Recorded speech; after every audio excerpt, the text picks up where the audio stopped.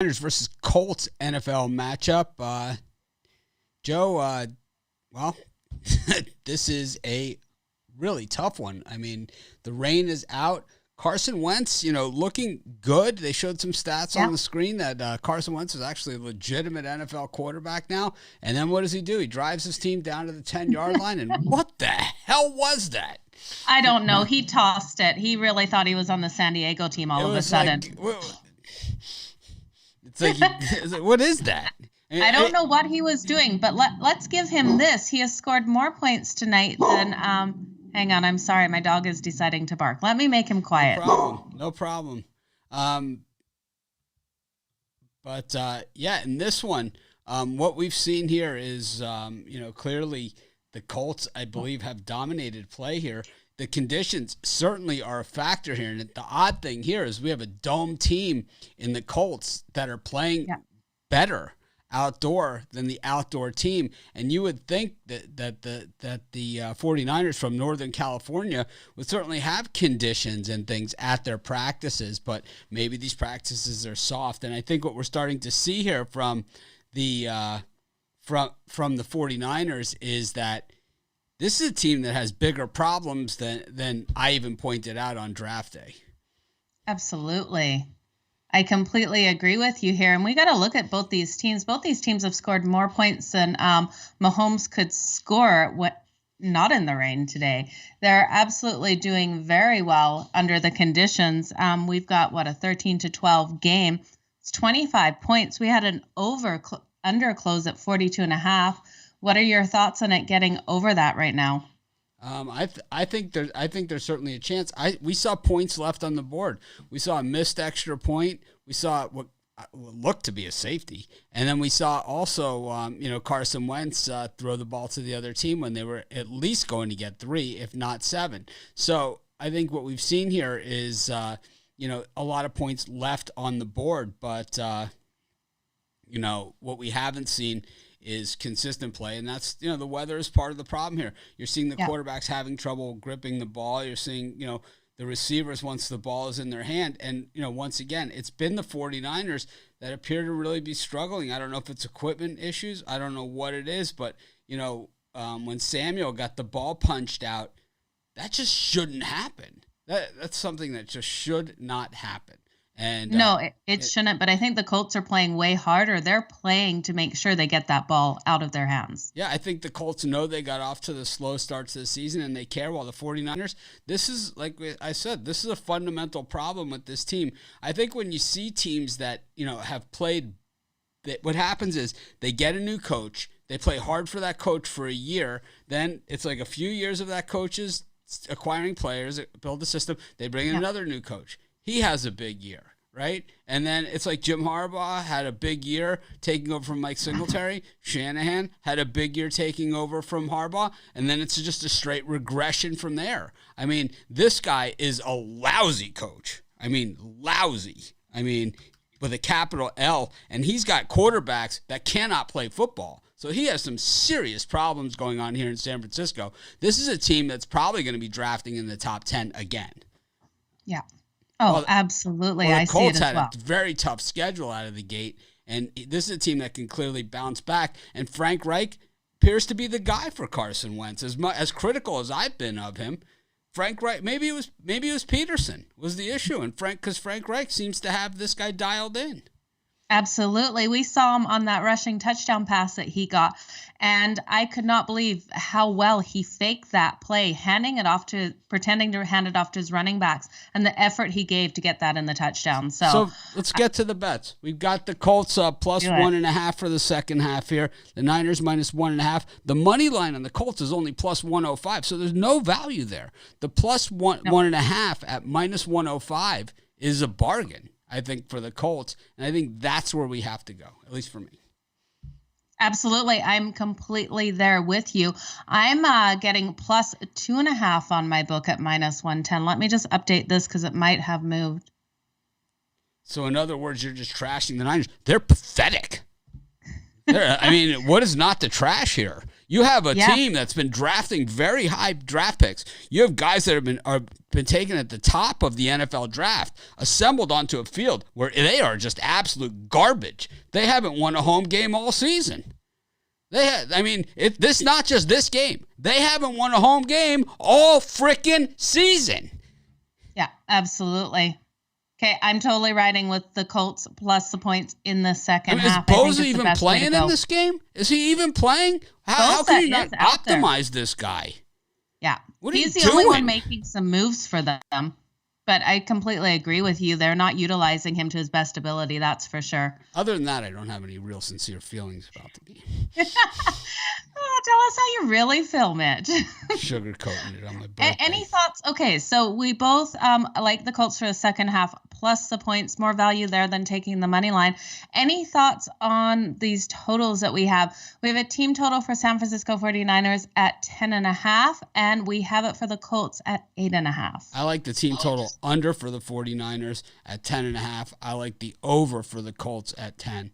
I think we're I think we're going to start to see some separation in this game.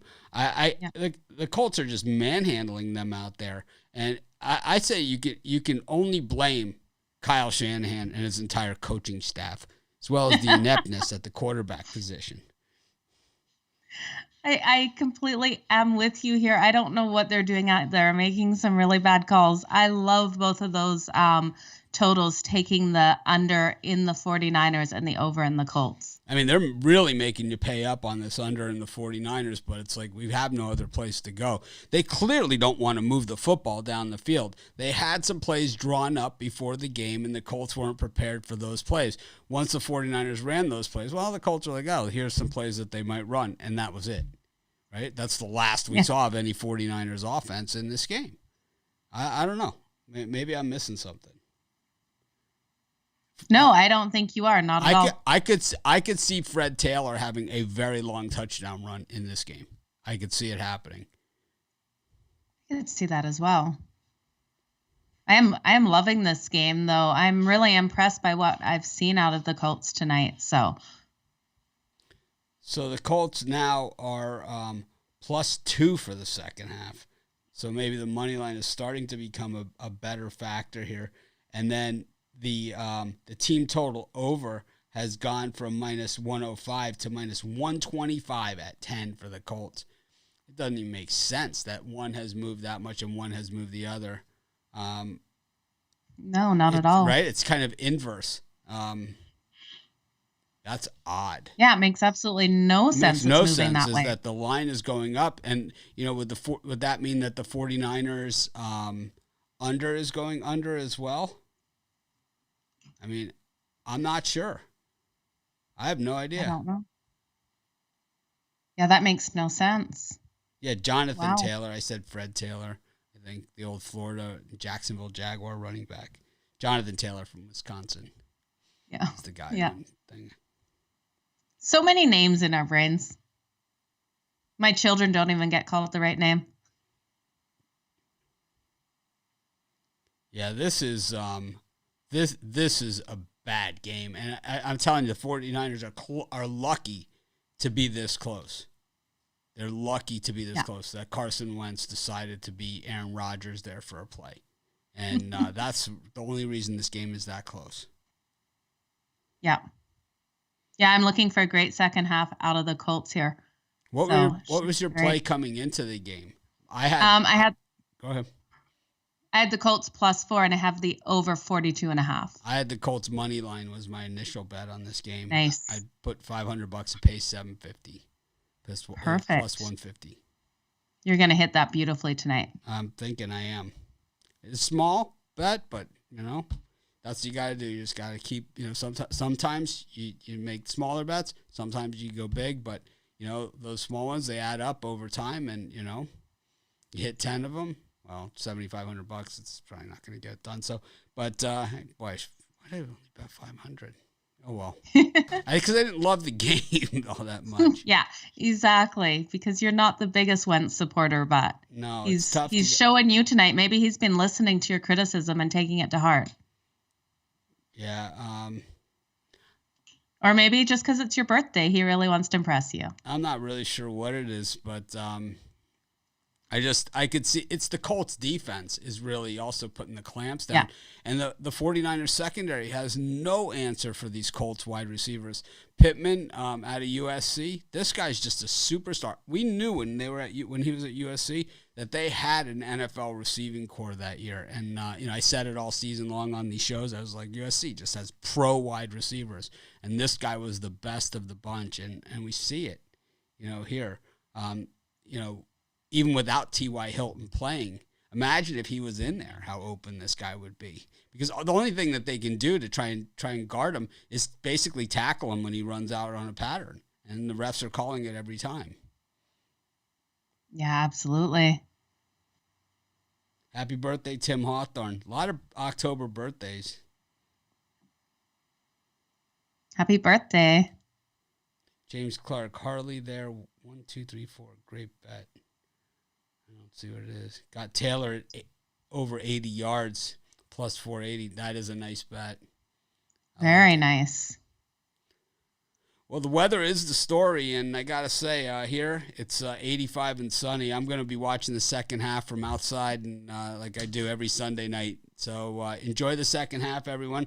Joe, it's been a pleasure spending another Sunday with you. We did 6 shows today. We spent probably, half hour, another hour, 2 hours, 3, 4. We've been on the air about 4 or 5 hours today total, maybe probably about 4 hours and change.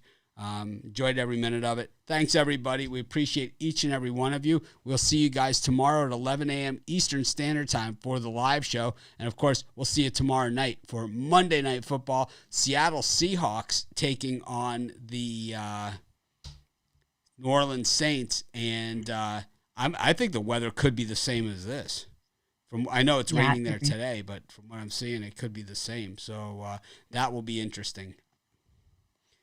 Shanahan said, "Dry up and let's take better care of the ball." Wow, that's good coaching. Good advice. Yeah, good coaching. I would say get better gloves if you're going to wear them that hold on to it. And there goes Jonathan Taylor right out of the gate for 10 yards. So I think that's what we're going to see a lot more of. Happy birthday, Mitch. Enjoy that pie, and hopefully get in the hot tub as well tonight. Yep. My birthday dinner won't be here till Tuesday, but that's couple more days we have to celebrate. Exactly. Thanks, everyone, for joining us. I enjoyed spending the day with all of you as well. So let's make it a winning night, and we'll see you tomorrow morning. We've got a good slate, and we got 9 NBA games. We got a bunch of NHL games tomorrow. Got Monday Night Football, so it's not like how it was before. We just got one game and we sit here and try and think of something to talk about. Plenty of games, and of course, we'll be giving you, Taylor just gouging them. All right, thanks everyone. Have a great night.